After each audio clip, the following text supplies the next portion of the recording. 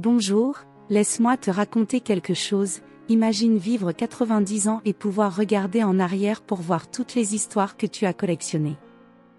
Je suis l'une de ces personnes, et l'une des leçons les plus précieuses que j'ai apprises concerne le mariage.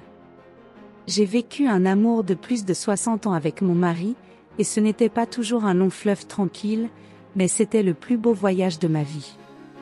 Chaque année qui passait, nous apprenions quelque chose de nouveau l'un sur l'autre, et c'est ce qui rend la vie à deux si spéciale. Maintenant, pense avec moi, à l'époque, il n'y avait pas de messages rapides sur le téléphone portable ni de visioconférence. Nous échangions des lettres à la main, avec tout le soin et l'affection. Je ressens encore l'odeur du vieux papier, qui gardait nos sentiments les plus profonds. Quand tu écris une lettre, tu y mets tout ce que tu ressens. Et notre mariage a été comme cela, comme une lettre que nous écrivions chaque jour, avec amour et patience. Je sais que les temps ont changé, mais ce qui n'a pas changé, c'est ce que le mariage signifie vraiment. Au fond, il s'agit toujours d'être aux côtés de quelqu'un, de partager la vie, de rire et de pleurer ensemble. De nos jours, il semble que les choses soient plus rapides, plus éphémères, mais le véritable amour est celui que tu construis avec le temps, calmement. Ne te précipite pas, laisse l'amour fleurir naturellement. Quand je regarde en arrière, je vois que le plus important n'était pas les cadeaux que nous avons échangés ou les grandes fêtes que nous avons organisées, mais plutôt les moments simples. Ces jours où nous étions juste ensemble, à discuter ou à partager un café, sont ceux qui réchauffent le plus mon cœur. Le secret est de valoriser chaque petit geste, chaque moment que tu partages avec la personne que tu aimes. Alors, si je pouvais te donner un conseil, ce serait celui-ci: valorise le temps passé avec ton partenaire. Peu importe si le monde court dehors, ce qui compte vraiment, c'est ce que vous construisez ensemble, un jour à la fois. Chaque rire, chaque larme, chaque petite victoire fait partie de cette grande aventure qu'est le mariage. Maintenant, laisse-moi te raconter une autre chose importante sur le mariage. Tu sais cette histoire selon laquelle le mariage n'est qu'un contrat ou quelque chose que l'on fait par tradition? C'est une grande erreur. En réalité, le mariage est comme une danse entre deux âmes. Toi et ton partenaire apprenez toujours de nouveaux pas, parfois vous vous marchez sur les pieds, mais avec le temps, vous vous ajustez et créez une harmonie unique. Et sais-tu ce qui fait que cette danse fonctionne? La volonté d'apprendre et de se soutenir mutuellement. Dans cette danse, tu dois faire preuve de patience et te rappeler que, tout comme dans une chanson, tous les moments ne seront pas rapides et palpitants. Il y aura des moments plus lents, plus difficiles. Mais c'est dans ces moments que le mariage grandit vraiment. Ce n'est pas une question de savoir combien tu peux briller quand tout va bien, mais plutôt de voir comment vous pouvez rester solide et unis quand les difficultés surviennent. C'est là que le véritable engagement apparaît. Quand je pense à mes années de mariage, je me souviens que les défis que nous avons affrontés n'ont pas été rares. Il y avait des jours où il semblait que tout s'effondrait, mais sais-tu ce qui nous a maintenus ensemble? La décision que cela valait toujours la peine d'essayer encore une fois. Et c'est ce que le mariage exige, ne pas abandonner à la première tempête. Car après la pluie, le soleil revient briller, et vous serez plus fort qu'auparavant. Je crois que souvent, les gens ont peur d'affronter les problèmes dans leur relation. Ils pensent que si quelque chose ne va pas, c'est parce que l'amour est terminé. Mais ce n'est pas comme ça. Le véritable amour est mis à l'épreuve dans les difficultés.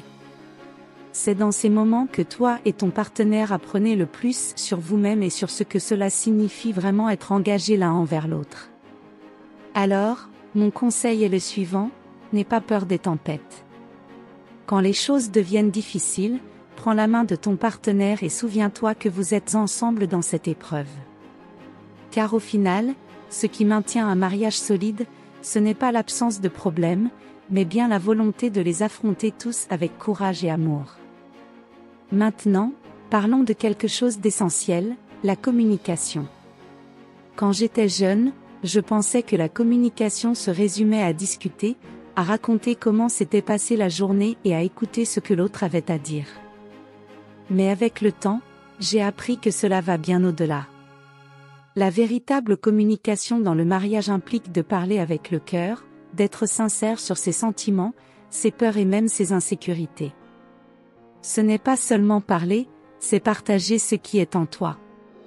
Une chose que j'ai apprise au fil des ans, c'est que la communication implique aussi d'écouter vraiment. Ce n'est pas seulement attendre son tour pour parler. Quand tu écoutes ton partenaire, tu montres que tu valorises ce qu'il pense et ressent. Parfois, le simple fait d'écouter résout déjà la moitié des problèmes. Et ce n'est pas toujours facile. Il y a des moments où ce que l'autre personne dit peut faire mal, mais c'est là que tu dois avoir le courage de continuer la conversation et de résoudre les choses ensemble. Quand mon mari et moi avons traversé des moments difficiles, c'est la communication qui nous a rapprochés. Nous n'avions pas peur d'être vulnérables l'un avec l'autre. Cela signifie que nous pouvions parler des choses qui nous dérangeaient, mais aussi de nos rêves et de nos espoirs. Et sais-tu ce que cela créait ? Une confiance profonde, qui nous aidait à surmonter tous les obstacles. La confiance vient de l'honnêteté et de l'ouverture, et cela ne se produit que lorsqu'il y a une communication sincère. Mais je vais te dire une vérité, parfois, le silence peut être plus dangereux qu'une dispute. Beaucoup de gens, lorsqu'ils font face à des difficultés, se renferment et cessent de parler. Ils pensent qu'en restant silencieux, les problèmes vont disparaître. Mais le silence, au lieu de résoudre, crée souvent une distance. Et cette distance, si elle n'est pas travaillée, peut se transformer en un abîme difficile à franchir. C'est pourquoi il ne faut jamais laisser le silence prendre le dessus. Même lorsque les choses semblent difficiles, lorsque les mots semblent durs, continue à parler. Continue à écouter. Au final, ce qui va vous garder connectés, c'est ce pont de dialogue que vous construisez ensemble. La communication est ce qui maintient le mariage vivant, fort et rempli d'amour. Maintenant, parlons du respect, l'un des piliers les plus importants de toute relation. Le respect consiste à reconnaître la valeur de la personne à tes côtés, non seulement en tant que partenaire, mais aussi en tant qu'individu avec des pensées, des sentiments et des expériences uniques. Respecter quelqu'un, c'est réaliser que, même si vous avancez ensemble, chacun a son propre chemin de croissance et d'apprentissage. Cela signifie laisser de l'espace à l'autre pour qu'il puisse être qui il est, sans essayer de le façonner selon ta volonté. Pendant mon mariage, j'ai toujours fait un effort pour traiter mon mari avec respect, même dans les moments où nous étions en désaccord. Je ne laissais pas la colère ou la frustration obscurcir la valeur qu'il avait pour moi. Le respect ne consiste pas seulement à éviter les disputes, mais à reconnaître que l'autre mérite d'être traité avec gentillesse, surtout lorsque les choses deviennent difficiles. Et crois-moi, traiter ton partenaire avec respect dans les moments de tension peut complètement changer le cours d'une discussion. Un piège dans lequel de nombreux couples tombent est d'essayer de changer l'autre. Il est facile de penser que, si lui ou elle faisait cela ou cela d'une manière différente, tout serait parfait. Mais la vérité est que personne n'est parfait.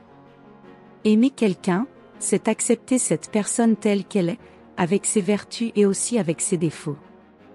Bien sûr, cela ne signifie pas tolérer des comportements qui te font du mal, mais plutôt comprendre que nous sommes tous en processus de croissance. Respecter le temps et l'espace de l'autre est fondamental. Parfois, dans la vie quotidienne, nous pouvons oublier que notre partenaire a aussi besoin de moments pour lui, pour réfléchir, pour respirer. Cela ne signifie pas un éloignement, mais plutôt lui donner la liberté d'être qui il est, et non seulement qui nous espérons qu'il soit. C'est dans cet espace de respect que l'amour et la confiance grandissent véritablement. Alors, si tu veux construire une relation durable et saine, le respect doit être cultivé chaque jour. Il est comme un sol fertile où l'amour peut s'enraciner profondément. Lorsque tu respectes ton partenaire, tu montres que tu valorises qui il est, que tu vois le meilleur en lui, et que tu es prête à marcher à ses côtés, sans essayer de le contrôler ou de le changer. Le respect transforme toute relation en quelque chose de spécial et de fort.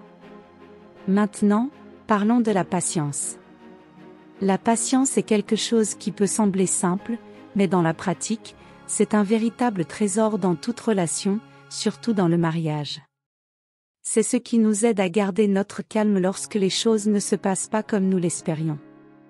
C'est comme respirer profondément et se rappeler que tout n'a pas besoin d'être résolu immédiatement, que chacun a son propre temps pour comprendre, apprendre et grandir.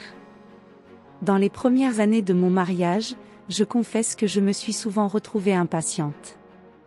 Je voulais que les choses se résolvent rapidement, que les disputes se terminent vite, et que les problèmes disparaissent. Mais avec le temps, j'ai appris que le mariage est comme une longue marche. On ne peut pas courir. Si tu essaies de précipiter les choses, tu finis par t'épuiser. Il faut avancer au bon rythme, en appréciant chaque moment, sans se presser. La patience est aussi une forme de respect. Quand tu donnes à ton partenaire le temps dont il a besoin pour résoudre quelque chose, tu lui dis que tu as confiance en lui. Tu montres que tu comprends que tout ne se passe pas à ton rythme, mais au bon moment. Cela peut aller d'une conversation difficile à un moment où il traverse quelque chose de compliqué dans sa vie. Être patient, c'est offrir ton soutien silencieux, sans exiger de réponse immédiate. La patience se manifeste souvent dans de petits gestes. Tu sais ce moment où tu attends calmement qu'il trouve les bons mots pour exprimer ce qu'il ressent? Ou quand tu respires profondément et choisis de ne pas te fâcher à cause d'une situation qui, au fond, n'est pas si importante? Ce sont les petites victoires de la patience dans le quotidien d'un couple. C'est pourquoi la patience est essentielle pour construire un mariage fort. C'est elle qui t'aidera à traverser les moments de conflit, les jours difficiles, et même les périodes où il semble que vous êtes éloignés l'un de l'autre.